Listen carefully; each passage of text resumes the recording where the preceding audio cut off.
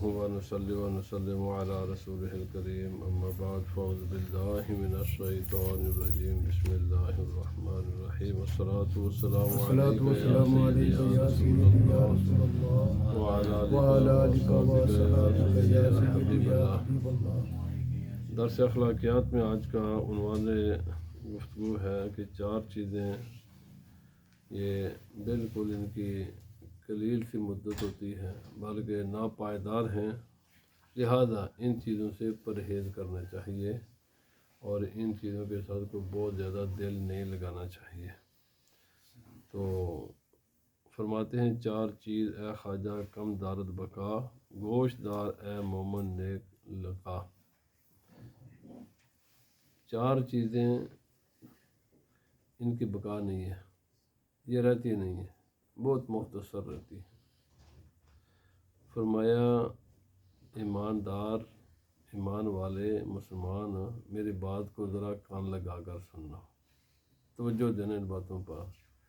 ایک کان سے سن کر دوسرے کان سے باہر نہیں نکال دینا، ان کو دل و دماغ میں بٹھانا ان باتوں کو. جور سلطان را بقا کم تر بود، پس اتاب اصلی کا کم تر بود.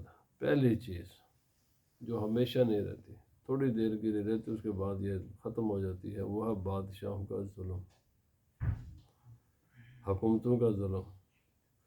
جو حکومت، جو حکمران ظلم کرتا ہے، حکمران بنائے اسی لیے جاتا ہے کہ لوگوں میں عدل و انصاف قائم کرے، اس کی نیچر ہی یہ ہے، اس کا جاب، واحد جاب ہی یہی ہے، الٹیمیٹ آخری فائنل اس کی جاب ہی عدل و انصاف قائم کرنا ہے. تو اگر وہ خود ہی ظالم بن جائے، جس نے لوگوں کو عدل و انصاف مہیا کرنا تھا، اگر وہ خود ہی ظالم بن جائے تو پھر اس کا اقتدار زیادہ دیر برقرار نہیں رہ سکتا، اس نے جلد ختم ہونا ہی ہونا. اس کا سورج غروب ہوگا کسی نہ کسی، جیسے بھی ہوگا.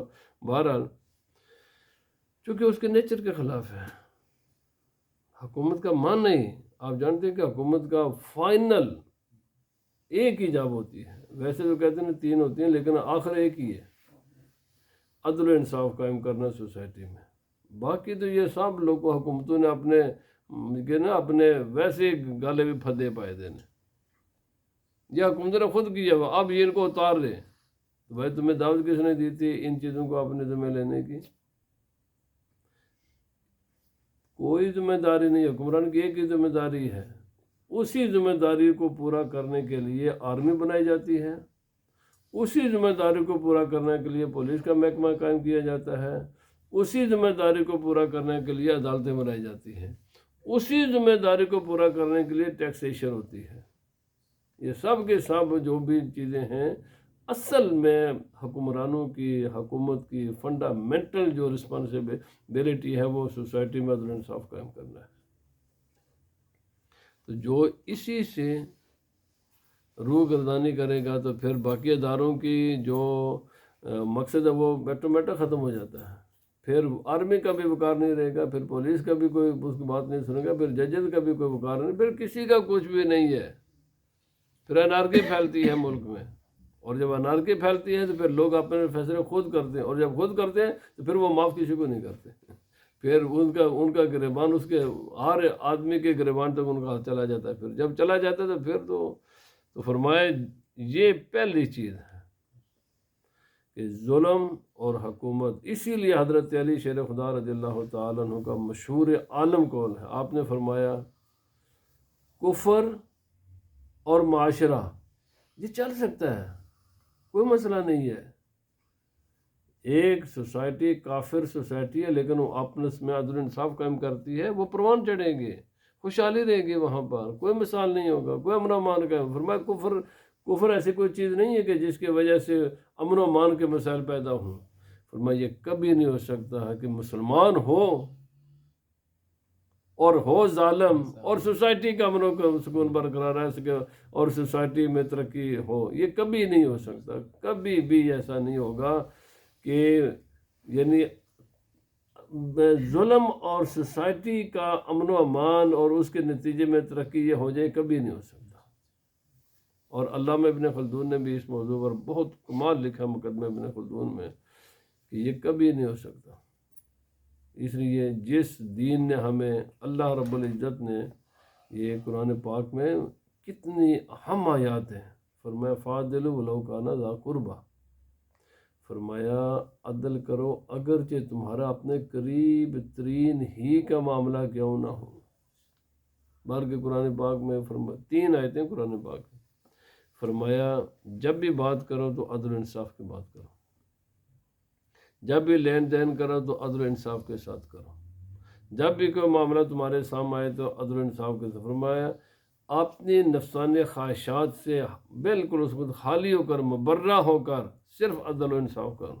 اور وہ مسئلہ چاہے تمہارے اپنے باپ ہی کا کیوں نہ ہو، اپنے بیٹے کا مسئلہ کیوں نہ آ جائے، اور اس وقت کسی کا نہ رشتہ داری دیکھی جائے گی، نہ ہی کسی کی یعنی کوئی سوشل سٹیٹس دیکھا جائے گا، اور نہ ہی اس مسئلے میں کسی کی مالی حیثیت کو دیکھا جائے گا، کچھ بھی نہیں دیکھا جائے گا۔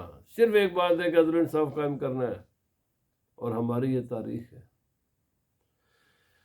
کتنے واقعات ہیں کہ حضرت سیدنا عمر رضی اللہ تعالی عنہ، آپ نے علی اعلان، لوگوں نے سوال کیا، آپ نے جواب دیے، مقدمات گیا، آپ پیش ہوئے۔ اور یہ جو ہے نا آج کل بڑے ایک مسئلہ خاص کر کے ہمارے جو ملک میں بنا ہوا ہے، میرے بھائی، یہ صرف ایک ذات ہی تھی کہ جس پر حکومت اور عدالت ایک تھی، وہ نبی پاک صلی اللہ علیہ وسلم کی ذات ہے، اور آپ کے بعد حضرت ابوبکر صدیق، اس کے بعد عدلیہ الگ ہو گئی، حکومت الگ ہو گئی، اور یہ قیامت تک الگ رہیں گے۔ یہ کیسے ہو سکتا ہے؟ وہی آدمی حکمران بھی اور وہ عدل بھی وہی کرے، تو پھر تو وہ ظلم ہی کرے گا نا جی۔ عدلیہ ہمیشہ الگ ہوتی ہے حکومت سے، اس کی نیچر ہی الگ ہے۔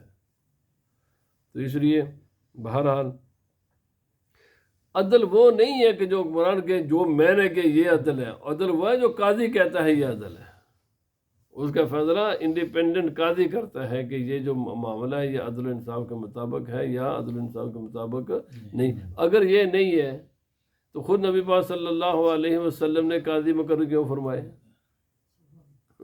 اگر یہ مسئلہ ایسا نہیں تھا تو خود نبی پاک صلی اللہ علیہ وسلم حضرت معاذ بن جبل رضی اللہ تعالیٰ عنہ کو یمن کا قاضی بنا کر بھیجا، مشہور حدیث پاک ہے۔ تمام تر خلفاء راشدین نے قاضی مقرر فرمائے ہیں، بھائی قاضی، اور تو نے فیصلہ بس ایک ہی تیری جاب ہے، عدل و انصاف معین کرنا سوسائٹی کو۔ اس راستے میں بلکہ نبی پاک صلی اللہ علیہ وسلم نے خود اپنے آپ کو پیش کیا ہے، خود پیش کیا ہے۔ ایک موقع پر نبی پاک صلی اللہ علیہ وسلم صفیں درست فرما رہے تھے، بھائی صفیں سیدھے کرو، ادھر کرو، تو ایک آپ، اور ویسے نہ بس ہم کو عادت کریمہ تھی صفیں، چونکہ وہ جنگ کی صفیں تھی، ایک نماز کی صفیں ہوتی نہیں، وہ جنگ کی صفیں تھی، تو آپ کے دست اقدس میں چھڑی تھی، تو آپ نے کہا بھائی یہ چھڑی لگائے نا اس کے، تو سیدھا ہو جاؤ بھائی۔ بالکل، ہمیں تو احساس ہی نہیں ہے صفیں درست کرنی ہے، کیا کرنا ہے کیا نہیں ہے، بعض ایک سمجھنے بعض رکوع سجدہ کرنے تو ہم نے نماز ہوگی۔ اللہ کے بندے اسلام پورا پڑھو، سمجھو اس کو، اسلام کو، اسلام کیا چیز ہے، اس کی تعلیمات کیا ہیں۔ بہرحال وہ چھڑی لگا دی ان کے جسم کے ساتھ۔ اچھا، ان کے دل میں بڑے عرصے سے خواہش تھی کہ میں نبی پاک صلی اللہ علیہ وسلم کی مہر نبوت کو دیکھوں، ان کی زیارت کروں۔ خواہش اندر میں کچھ اور تھی، لیکن نبی صلی اللہ علیہ وسلم کی چھڑی لگی ان کے جسم کو، تو کہنے لگے یا رسول اللہ صلی اللہ علیہ وسلم، آپ تو اسلام میں عدل و انصاف کی تعلیم دیتے، تو آپ کو تو اجازت نہیں تھی نا کہ میرے جسم کو آپ چھڑی لگائے؟ تو آپ نے فرمایا اچھا، تو فرمایا جنگ میں، حالانکہ جنگی حالات میں ایمرجنسیاں نافذ ہو جاتی ہیں اور نارمل قوانین بدل جایا کرتے ہیں جنگی حالات میں، عین حالت جنگ میں یہ واقع ہوا ہے، دشمن کی فوجیں سامنے تھی، نبی پاک صلی اللہ علیہ وسلم آپ نے چھڑی اس کو دی، فرمایا یہ ہے چھڑی، تو جتنا میں نے تیرے جسم کے ساتھ جو بھی معاملہ اتنا تو میرے ساتھ کر لے۔ انہوں نے کہا یا رسول اللہ ایسا تو نہیں نا، جب اس وقت تو میرے جسم میں کپڑا نہیں تھا، میری پشت اس وقت تو ننگی تھی، تو آپ بھی ننگی کریں گے تو انصاف تو تب ہوگا۔ چیف آف آرمی اسٹاف تھے نبی پاک صلی اللہ علیہ وسلم، چیف کمانڈر تھے، کہتے تو کون ہے بھائی یہ کام کرتے ہیں، ابھی تو سامنے آپ نے اپنا کپڑا پیچھے سے اپنے قمیض مار کو اٹھایا اور اپنی پشت ان کے لیے حاضر کی، فرمایا کہ تو آگے لپٹ کر آ کر نبی پاک صلی اللہ علیہ وسلم کے مہر نبوت کو بوسہ دینا شروع کر دیا۔ وہ نبی صلی یہ کیا کہنے لگا یار سنو یہ سارا ہی بہانا تھا، میں کیا ہوں سرکار کی کیا. میں نے کہا اس سے بہتر موقع نہیں کبھی ملے گا مور نبوت کی زیارت کرنے کے، تو میں نے تو یہ سارا وہ یہ معاملہ کیا تھا کہ سرکار کی مور نبوت کی زیارت کروں اور میں اس کو بوسہ لوں. تو یہ اصل مسئلہ یہ تھا. لیکن مسئلہ وہ الگ، وہ صحابی کا ایمان ہے، وہ صحابی رسول کی جو عقیدت محبت ہے. نبی پاک صلی اللہ علیہ وسلم نے تو اپنے آپ کو پیش کیا نا. یاد رکھیں ایک یہودی سے نبی پاک صلی اللہ علیہ وسلم نے قرض لیا، یہودی سے قرض لیا تھا. فرمایا ابھی وہ ٹائم پورا نہیں ہوا کہ اس سے پہلے وہ آ گیا. یہ بخاری شریف میں حدیث ہے کہ مشکوہ شریف میں بھی ہے. ابھی وقت پورا نہیں ہوا تھا. حالانکہ عدل و انصاف کا تقاضا تو یہ تھا نا کہ بھائی جو ڈیٹ جو ٹائم طے شدہ ہے اس کے بعد آتی تو پھر تو بات ہوتی. ابھی اس سے پہلے آ گیا تو آ کر بڑے سخت الفاظ میں آپ جناب آپ نے مجھ سے پیسے لیے ہیں، آپ لے لیتے تو دیتے نہیں تو آپ میرے پیسے جلدی واپس کرو. سخت الفاظ کے ساتھ گفتگو کرنی شروع کر دی.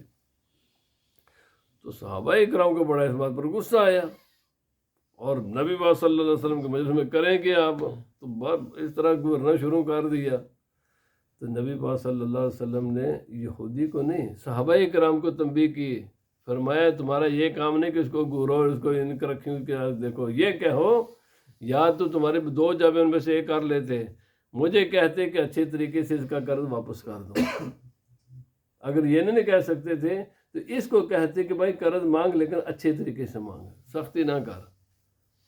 نبی پاک صلی اللہ علیہ وسلم نے صحابہ کرام سے فرمایا جب یہ کیا نا تو اس یہودی نے آ کر کلمہ پڑھا، عرض کیا یا رسول اللہ صلی اللہ علیہ وسلم یہ سارا ہی میں نے ایک معاملہ کیا تھا کہ میں نے تو رات میں پڑھا تھا کہ نبی پاک صلی اللہ علیہ وسلم سختی کا جواب نرمی سے دیتے ہیں.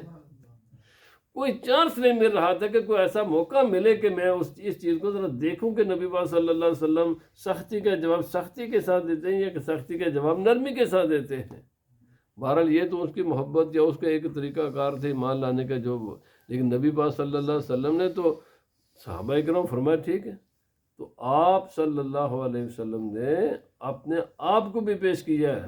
حضرت علی رضی اللہ تعالیٰ آپ بڑی مشہور حدیث پاک ہے، یہ غالباً حضرت عمر رضی اللہ تعالیٰ یا حضرت علی دونوں میں سے کسی ایک ہی ہے.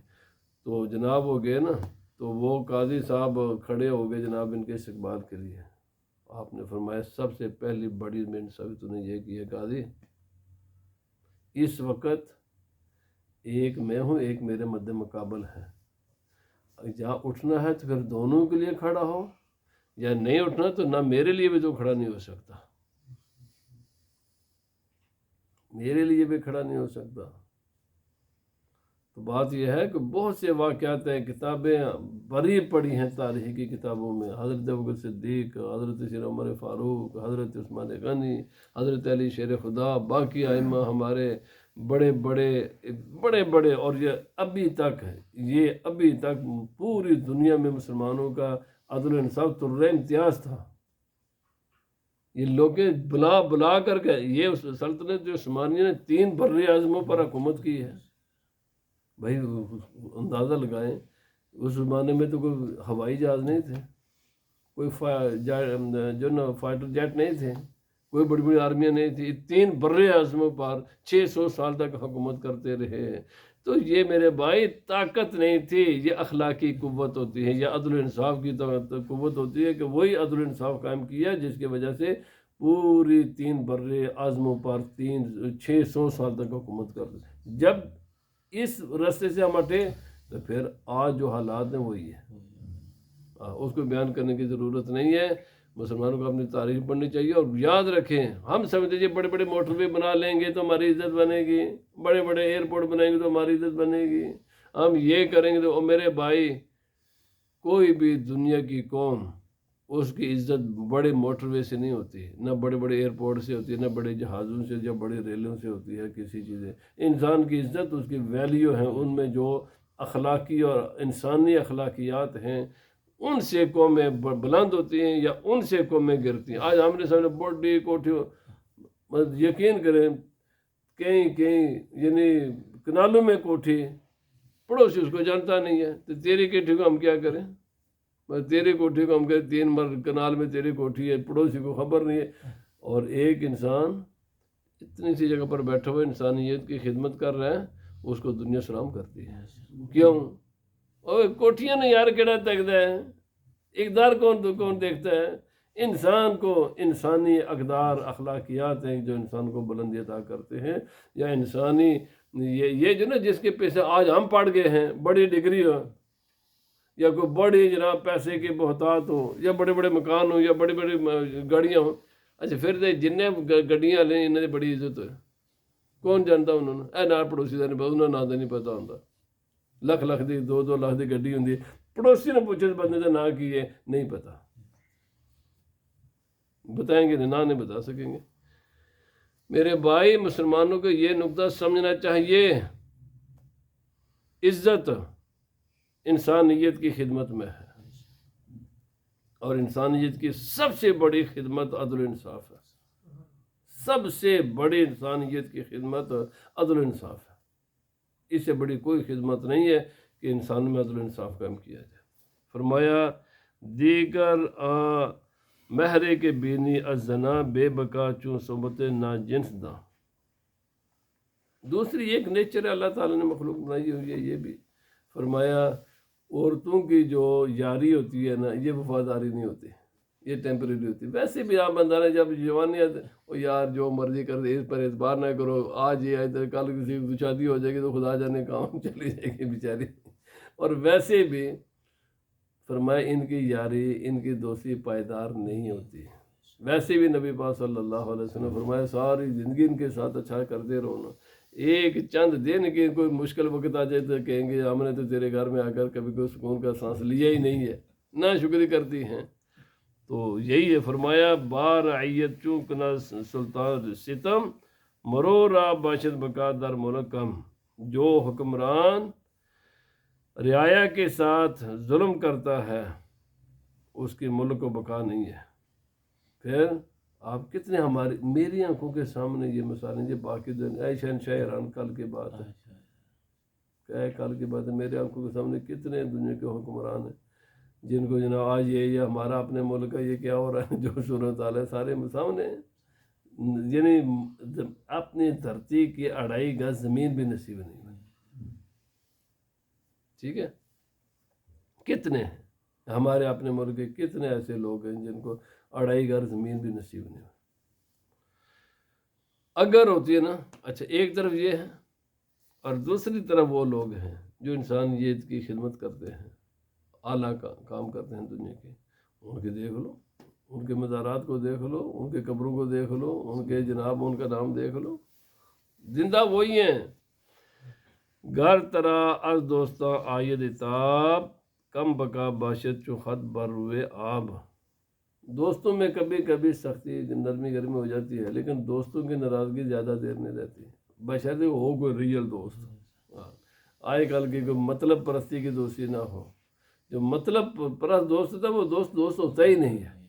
जो रियल दोस्त होता है ना, अगर वो कभी नाराज़गी के इजहार करेगा भी ना तो वो थोड़ी देर रहती है, बैक टू नॉर्मल हो जाते हैं। दोस्त की नाराज़गी ज़्यादा देर नहीं रहती, और पता ही यहाँ से चलता है ना जी कौन रियल दोस्त है कौन मतलबी है। आप उसको थोड़ा सा झिड़के ना, अगर आपकी झिड़क वो बर्दाश्त कर ले 2-4, इसीलिए बुजुर्गान दिन आजमाया करते थे। अब तो पीर भी ऐसे ही हो गए ना, आजकल तो पीर भी काफी नहीं, ना पीर तो ना मरीज। साहब का पीर उनको खूब आजमाया करते थे, ये रियल हमारा मरीज बनना चाहता है या वैसे मतलबी है, उसको खूब उसको झिड़का करते थे। तो जो जिसकी झिड़क कबूल कर लेता है, जरा 10 को दिन कट गए तो समझने ये सही है। तो जो पहले दिन नस गया उसको खिलाया करते थे दाल, सुलाया करते थे वो सफ़ों पर, बड़ी बड़ी तकलीफ़ें देते थे। वो तकलीफ़ें इसीलिए दिया करते थे कि ये जो आया है किसी मतलब के, ये वैसे टेम्परेरी है या सही चाहता है कि हमसे कोई हदायत कोई यहाँ से लेकर जाए, फैज़ लेकर जाए। तो जो हकीकी दोस्त होता है उसकी नाराज़गी उसकी सख्ती टेम्परेरी होती है। वो ज़्यादा हाँ मतलबी भाग जाएगा, जो रियल होगा खड़ा रहेगा।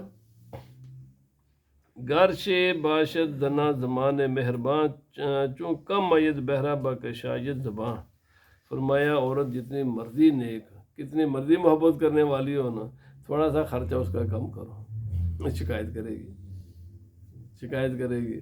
اس لیے گھروں کو خوشحال رکھنے کے لیے بہت بہترین، اور میں صحیح کہہ رہا ہوں، خدا کا فرمان ہے یہ، میرا میں کیا ہوں کہ کس بات کی مولی ہوں، خدا کا حکم ہے کہ بھائی کشادہ دلی کے ساتھ ان پر خرچو.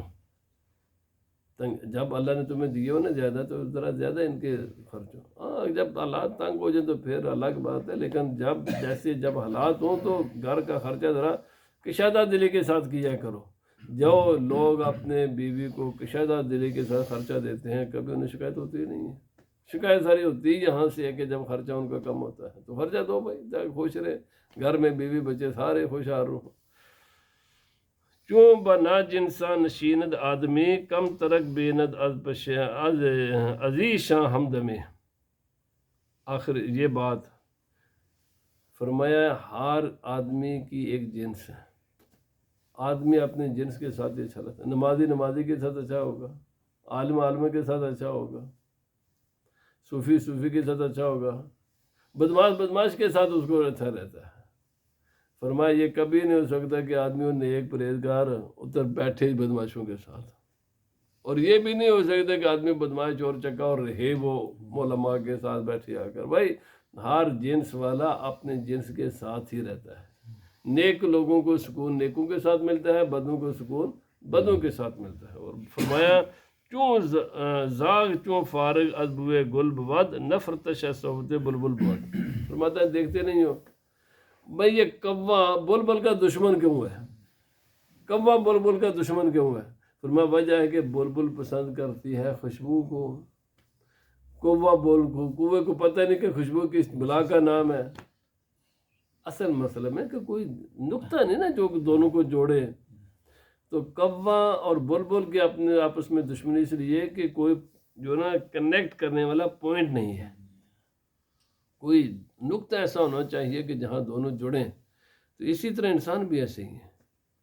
برے دو لوگ جڑ جاتے ہیں کیوں؟ کہ برائی ان کا ایک نقطہ ہے، نقطہ اتحاد بنتی ہے، اور نیک انسان آپس میں جڑتے ہیں، نیکی نقطہ اتحاد ان کا بن جاتے. ورنہ جسم کیا، جسم تو نیک کا بھی اسی طرح، بد کا بھی اسی طرح ہی ہے. تو فرمایا صحبت نا جنساں جہاں کاہی بود، جملہ رازی حال آگاہی بود. نا جنس کی صحبت فرمایا یہ انتہائی مصیبت کام ہے. نیک بیٹھ جائے برے کے ساتھ، یا برا بیٹھے برا نیک کے ساتھ نہیں بیٹھ سکتا، نیک برے کے ساتھ نہیں بیٹھ سکتا. جاہل عالم کے ساتھ نہیں بیٹھ سکتا، عالم جاہل کے ساتھ نہیں بیٹھ سکتا. دو آدمی ان میں جب ایک جیسی کچھ نہ کچھ مطابقت ہوگی تو یہ ان میں دوستی قائم ہوگی. اگر مطابقت نہیں ہے تو دوستی بھی نہیں ہو سکتی. فرمایا اس نقطے کو ہر آدمی کو یاد کر لینا چاہیے کہ جس کے ساتھ دوستی ہے تمہاری اس کے ساتھ کوئی مطابقت. یہ جو رشتے ہیں بڑے ناکام ہوتے ہیں، ان کا سبب ایک یہ بھی ہے، ہماری اور ان کے آپس میں مطابقت نہیں ہوتی ہے. رشتے ایسے گھروں میں کر لیتے ہیں کہ جن میں کوئی مطابقت ہی نہیں ہے.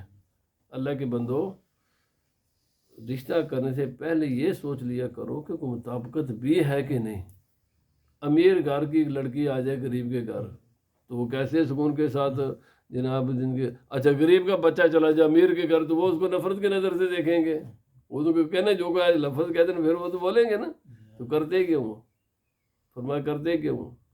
بھائی آپ نے اپنی جو کلاس ہے اپنے کلاس میں ذرا میچ کرو، جہاں تک ممکن ہو سکے میچ کر کے رشتے کرو، پھر کوئی مسئلہ نہیں ہے. جاہل کے ساتھ چمٹا دیا جائے کہ عالم کو، یا عالم کے ساتھ چمٹا دیا کہ جاہل کو، کیسے وہ بیچارے دونوں کی مصیبت، جن کی مصیبت بن جائے گی. غریب امیر آپس میں میچ ہی نہیں ہے. بھائی کچھ نہ کچھ یا تو پھر ان کو ایک جیسے اس سطح پر لاؤ نا. اور یہ میں یقین کریں یہ اسلام میں اس چیز کو بہت اہمیت دی گئی ہے. اللہ پاک نے بھی فرمایا کہ امیر آدمی اپنے گھروں کا خرچہ اپنے شان و شوکت کے مطابق کرے، اور غریب لوگ اپنے حساب کے ساتھ خرچہ کریں. تو یہ اسی لیے ہے نا. اور جب رشتہ کرو تو رشتوں میں بھی ایسے ہی کرنا چاہیے. کوشش اچھا اب دیکھو، غریب چلا جائے نا امیر کے گھر تو وہ سکون محسوس کرے گا. چونکہ اس کی حالت پہلے سے بہتر ہوئی ہے نا. لیکن امیر جو ہے نا غریب کے گھر وہ کبھی بھی جناب نہیں وہ تو گئے ہے کہ میں تو جناب روزانہ ایک کھانا کھانے والے اس طرح لباس پہننے والے انہیں گڈیاں پر سفر کرنے والا میں کتنے آپ پھنسی ہیں یا کتنے آپ پھنسی ہیں.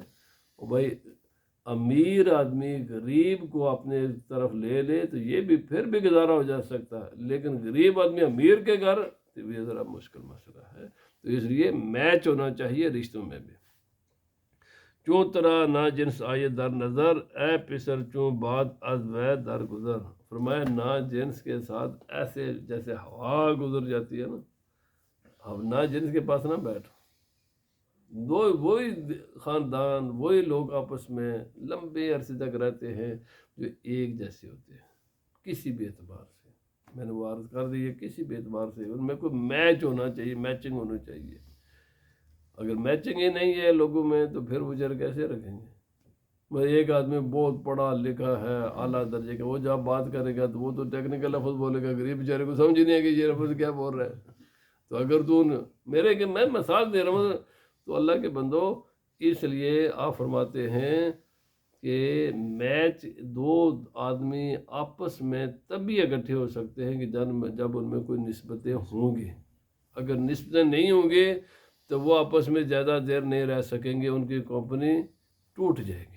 تو اللہ پاک ہمیں اس پر سوچنے سمجھنے کی اور ان چیزوں کو اللہ تعالیٰ غور و فکر کرنے کی توفیق عطا فرمائے. وما علینا الا البلاغ.